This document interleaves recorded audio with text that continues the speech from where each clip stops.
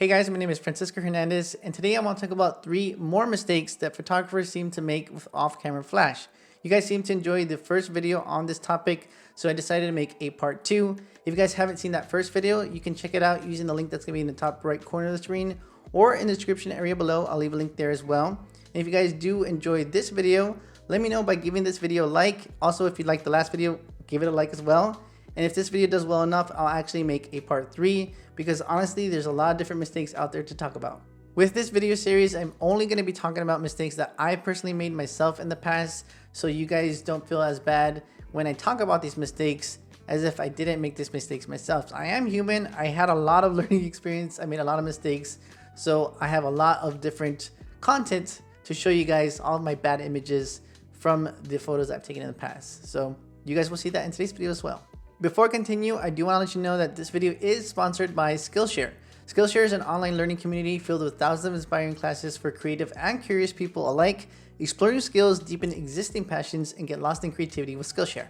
Skillshare has so many different classes on photography, of course, cinematography, productivity, so many different things that you just need to go onto Skillshare and check out all the different classes that they have for yourself. One class I recently looked into is called YouTube Success, Script, Shoot, and Edit with MKBHD. And I learned so much from this one class that I highly recommend it to anybody out there who makes YouTube videos as well. One thing that I learned, for example, was how he grew his channel. And it was as simple as switching to a shorter, more familiar brand name, which was simply MKBHD, instead of his usual long name and a different type of intro that he did in the beginning of his videos. Skillshare was made to learn, so there's never any ads, and they're always launching new premium classes so you can stay focused and follow where your creativity takes you. Another great thing about Skillshare is that their entire catalog of classes actually now offers subtitles in Spanish, French, Portuguese, and Dutch. If you guys are interested in trying Skillshare out, be sure to use my link in the description area below, because the first 1,000 of you to use that link will get a 1-month free trial of Skillshare so you can start exploring your creativity today. When you guys support the people that support my channel, it allows me to keep making free content for you guys. So if you guys are interested in trying Skillshare out, use my link in the description area below. The first mistake that I want to go over in today's video is the mistake of relying on TTL. For those of you who don't know what TTL is, the quickest explanation about that feature is that it's an auto mode for your flash, where your flash does its best to guess how much output is needed to properly expose the subject, no matter where they are, how far they are. And the reason why it's a mistake is because of one word I intentionally added, which is relying on TTL. To rely on it is the mistake. TTL can definitely help you out in situations where you can't think at all and you just need to shoot, such as a fast-paced event, but you should always strive to get a good understanding of your light and knowing exactly how much power is going to be needed for different scenarios. For example, if you're shooting in a bright and sunny day, you're more than likely going to need a high output from your strobe. And if you're working in the opposite conditions like at night and low light, then you more than likely are going to need a low output on your strobe. In the past, when I've used TTL, it's generally done a good job, but I always shoot in easy conditions for the TTL where the subject's not moving at all. And if I were working in a more complicated situation like a fast-paced event where there's a lot of different things going on, TTL could possibly work worse. And having the ability to understand for yourself how much power you'll need is going to be beneficial to you in that situation. If you're just starting out with off-camera flash and have a Godox light that has TTL, then I highly recommend getting a Godox X Pro transmitter, because that transmitter actually has a feature that can convert a TTL shot into a manual output, and you can kind of use that feature to learn how to shoot manually in different scenarios. So for example, if you were to use that feature in a bright sunny condition and then shoot in TTL and it looks fine, and then convert it to manual output, then you can learn, okay, this is how much output was needed for this scenario, and do that in different scenarios, like at night, for example, or inside the studio, and you can learn how to shoot manually using that feature. The accuracy of TTL is very dependent on different factors going on in the situation that you're working in, such as where specifically you're focusing and the metering mode that you're using. So it can be very tricky depending on where specifically you're working in. So you definitely always want to have a good understanding of how much power you need for yourself and not just relying on TTL. This second mistake isn't necessarily a mistake, it's more of a preference, but I think it's a preference that's rooted in an older style of photography.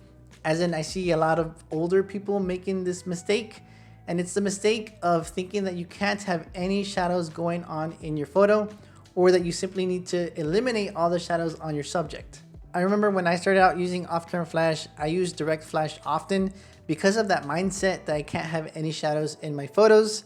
And although direct flash did properly expose the subjects, it did kind of ruin the shots as well because it gave that deer in the headlights look instead of something a little bit more pleasing. Because I didn't want any shadows in my work, I would just stick to direct flash or shoot in natural light, which is ridiculous because natural light does also have shadows, they're just less apparent. I started using flash with the Canon 430EX2 that I got at Walmart on sale, and I used it on my camera for years, and it wasn't until I figured out how to take that flash off camera and use it like that I saw the benefit of using shadows in my work to give it that extra depth in my photos. Today, I often use shadows in my work because I really like that extra depth that can be created with flash. And one of my favorite lighting styles today is Rembrandt lighting, which definitely uses shadows. Again, I don't really want to classify this as a mistake, but it is a little bit of a mistake if you only shoot in that one lighting style, that even lighting style. So if you guys do have a lot of even lighting in your own portfolio right now, then definitely try giving a little bit more shadows in your work and see how that looks. So this third mistake I wanted to cover is definitely something that more people need to hear about, and something that I do want to explain in detail in a future video, but it's the mistake of thinking that your light can do more than it can. Sometimes I'll see someone post a photo online where they took a picture with a speed light in an octobox 8 feet away, and they get frustrated that they can't overpower the noon sun with the light in that exact situation. A speed light is already limited in power, so in bright sun, it's already going to be a challenge, but modifying the light with a softbox and then using it at a distance are going to be two additional factors that are going to make it even more difficult. If that's how you're going to want to use the light, then you definitely need more power from your light, and using a speed light is not going to give you that extra power. You're going to need a much bigger strobe. Typically, the more sunlight that you're working in will call for you to need a strong strobe to match that sun strength. When I first started using off-camera flash on location, I personally experienced the frustration of not having enough power with my lighting at a graduation shoot that I did. At the beginning of the shoot, I was shooting in a dark building, so I had more than enough power for my speed lights to shoot the client. But once we moved outdoors and I took a shot with the sky in the frame, I realized then that I wasn't gonna have enough power from my speed lights to properly expose the subject for the exposure that I was wanting, where the sky would be exposed to. When it comes to bright skies, in order to expose for that sky, you're gonna need a strong light on your subject, and my speed lights were just not gonna cut it. So for the rest of the shoot, I made sure to deliberately not get a lot of sky in my shots, and shot a lot with just stuff on the ground like trees and building, and not sky in my shots. So that was very frustrating, but I did learn that day that I was going to be limited in output from my speed lights, and I needed stronger strobes if I wanted to get more creative with grabbing some of that sky in my shots. Another example of people expecting too much from their light is when people expect the light should just continuously fire without fail.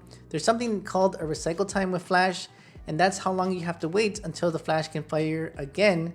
So for example, if the recycle time of a light is 1 second, then once you fire that light, you're gonna have to wait a second till that light can fire again. There's no light out there that can shoot forever without fail. You're either gonna overheat your light or it's gonna run out of battery. If you wanna shoot at 10 frames per second, like I've seen some people complain that they wanna shoot with their flash at, then I highly recommend, instead of getting a flash, that you get a continuous light source instead, because that's pretty much the only way that you can shoot at 10 frames per second, because you either need to pay an arm and a leg for a very, very powerful light to be able to shoot at that speed, or you're going to need a continuous light source, or just use natural light. What is always going to be beneficial to you is knowing the limits of your light and working within those limits. Different factors like flash duration, recycle time, the amount of power the light has, and also how you use the light, like at which distance or what modifier you're going to use with the light, are all different things that you need to understand and know the limits of, so that you can properly use your off-camera flash. So that's pretty much it for this video. I hope you guys found the video helpful, and if it was helpful to you, be sure to give it a like right now. And if you guys haven't seen part 1, check it out using the link that's going to be in the description area below. I have a lot of different videos coming out soon, so if you guys aren't already subscribed, be sure to subscribe to the channel, because I plan to help you guys out with those future tutorials. Alright guys, take care, and I'll see you in the very next video.